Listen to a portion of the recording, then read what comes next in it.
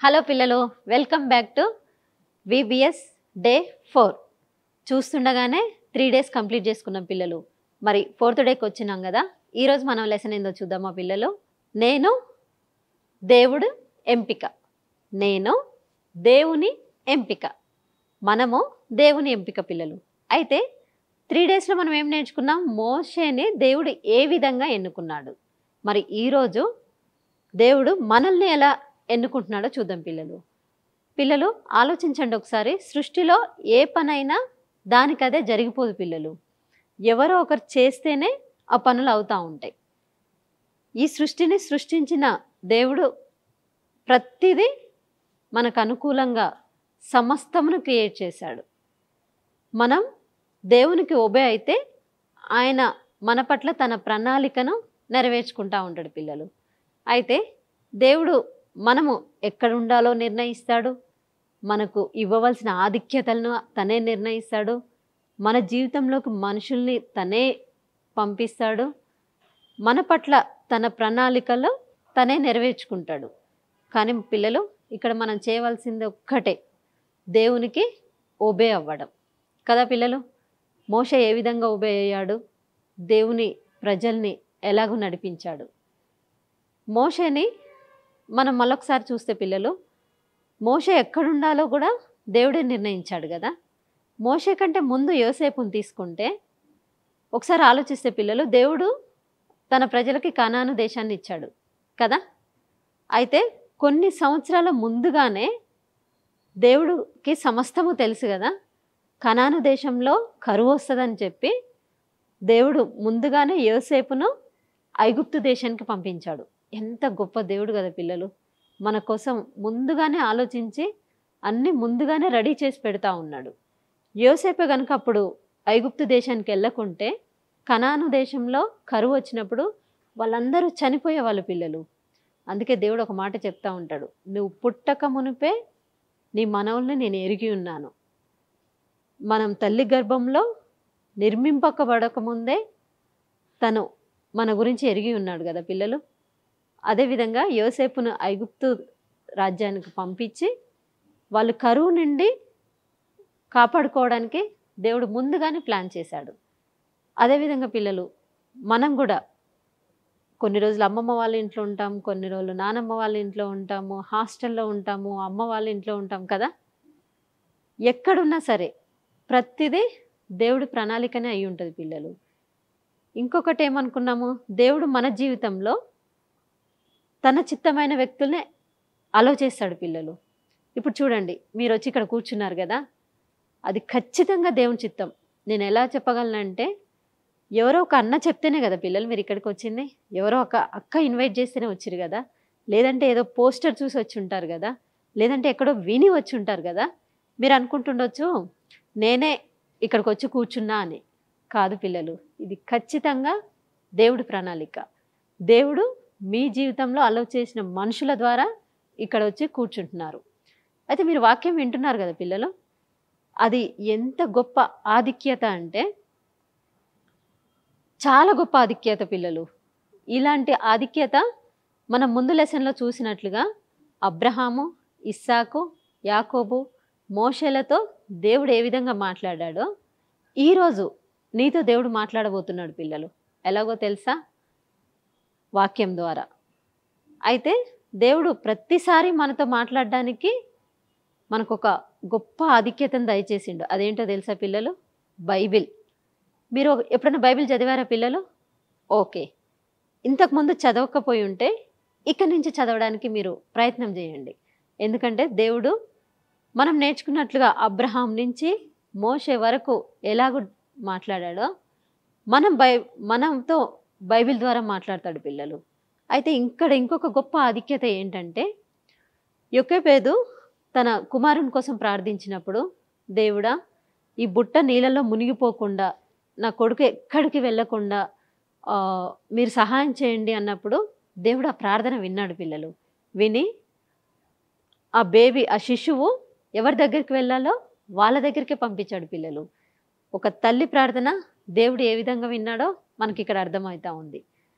మోషే కూడా పిల్లలు దేవుణ్ణి, ప్రభువా నేను వెళ్ళలేనేమో, నేను చేయలేనేమో అన్నప్పుడు దేవుడు నిస్సహాయంగా వదిలేయలేదు పిల్లలు. మోషే, నువ్వు భయపడకు, నేను తోడుగా ఉన్నాను నీకు. నీకు అహరోన్ను పంపిస్తాను, నీకు తను సహాయం చేస్తాడు.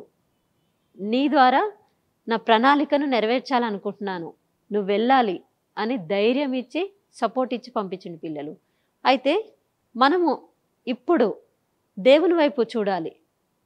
తను మన కొరకు మనిషి రూపంలో వచ్చి సిలువలో మరణించి 3వ రోజు తిరిగి లేచాడు పిల్లలు. కేవలం మన కోసమే, మన పాపాల కోసమే. అయితే కొందరు అంటూ ఉంటారు, ఇక్కడ చూడండి, సిలువ వైపు చూసి హెల్ప్ తీసుకొని దేవుడి ప్రణాళిక నెరవేర్చడానికి ముందుకెళ్ళే వాళ్ళు ఉంటారు. వద్దు ఇదంతా కాదు అని విని కూడా దేవుడి యొక్క లక్ష్యాన్ని ముందుకు తీసుకెళ్లకుండా వెళ్ళిపోయే వాళ్ళు కూడా ఉంటారు పిల్లలు. అయితే మీరు చూశారు కదా, దేవుడు ఎంత హెల్ప్ చేస్తాడో, దేవుడు ఎంత కృప చూపిస్తూ ఉన్నాడో మన పట్ల. మనం చేసిన పాపాలకు మనం భరించవలసిన శిక్షను తను అనుభవించి మన కోసం చనిపోయి 3వ రోజు తిరిగి లేచిన గొప్ప దేవుడు పిల్లలు. అలాంటి దేవుణ్ణి మనము అర్థం చేసుకోవాలంటే ఆయన బైబిల్ మనం ఎప్పుడు చదువుతూ ఉండాలి పిల్లలు. బైబిల్ మీరు చదువుతున్నారనుకోండి, దేవుడే డైరెక్ట్ మీతో మాట్లాడుతూ ఉంటాడు తెలుసా పిల్లలు. మీరు బైబిల్ చదవడం అలవాటు చేసుకోండి. మీరు స్కూల్కి వెళ్ళేటప్పుడు ఇలాగ ప్రార్థన చేసుకోవచ్చు. దేవుడా, ఈరోజు నాకు ఇచ్చినందుకు నీకు వందనాలు. ఈరోజు అంతట్లో మీరు నాకు తోడుగా ఉండండి. నేను ఎక్కడా కూడా మీకు వ్యతిరేకంగా ఏ పని చేయకుండా మీరు నాకు సహాయం చేయండి ప్రభువా అని మీరు స్కూల్కి వెళ్ళేటప్పుడు ప్రార్థన చేసుకొని వెళ్ళొచ్చు పిల్లలు.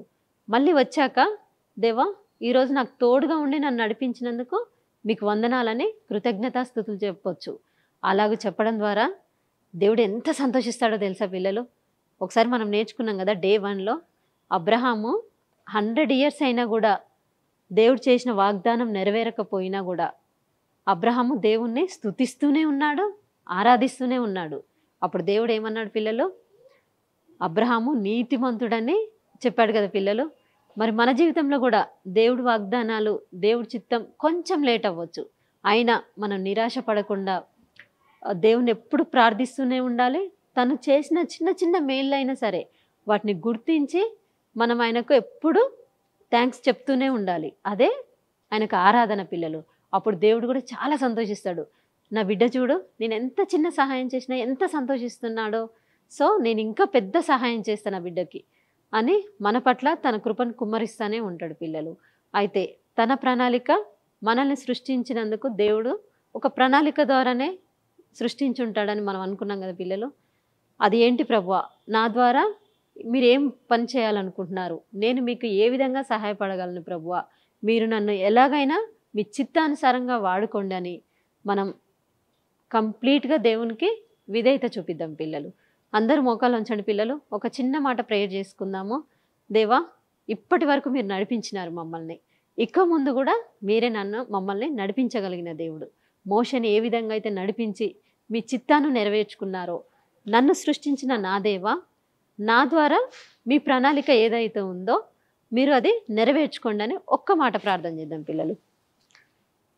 గొప్ప దేవా యేసయ్య, నీకు వందనాలు. ఈ 4 days VBS ద్వారా మేము అనేక విషయాలు తెలుసుకున్నాం ప్రభువా.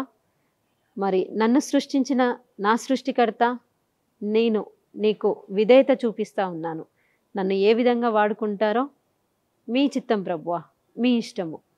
మీ ప్రతి మాటకు విధేయత చూపించడానికి నాకు సహాయం దయచేయండి. మీ కృప, మీ కనికరం మా పట్ల కుమ్మరించండి. విన్న వాక్యము మంచి నేలలో పడిన విత్తనం వలె ఫలించుటకు మీరు సహాయం చేయండి ప్రభువా. నా ద్వారా నీ చిత్తాన్ని నెరవేర్చుకొనుమని నా హృదయాన్ని నీకు అప్పగిస్తూ ప్రభు అయిన యేసుక్రీస్తు నామంలో అడిగి వేడుకుంటున్నాను ప్రభువా. ఆమెన్.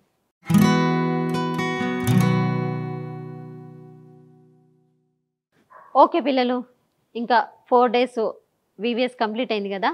ఈ చివరి రోజు కంటత వాక్యం ఏంటో చూద్దామా.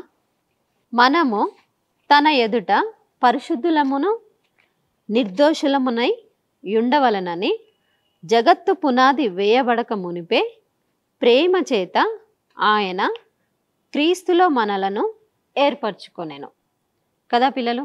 మనము ముందుగా లెసన్లో విన్నట్లుగానే మనము తన ఎదుట పరిశుద్ధులమును నిర్దోషములనై ఉండవలెనని జగత్తు పునాది వేయబడక మునిపే ప్రేమ చేత ఆయన క్రీస్తులో మనల్ని ఏర్పరచుకొనెను.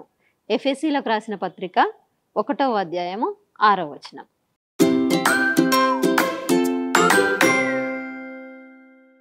హలో పిల్లలు, హాయ్.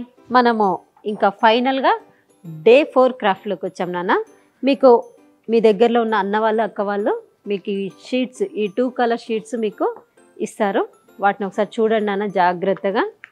దేవుడు ఎంపిక దేవుని చేత ఎన్నుకోబడుట, ఇక్కడ ఎలక్షన్ చూజన్ బై గాడ్ అని ఉంటుంది నాన్న.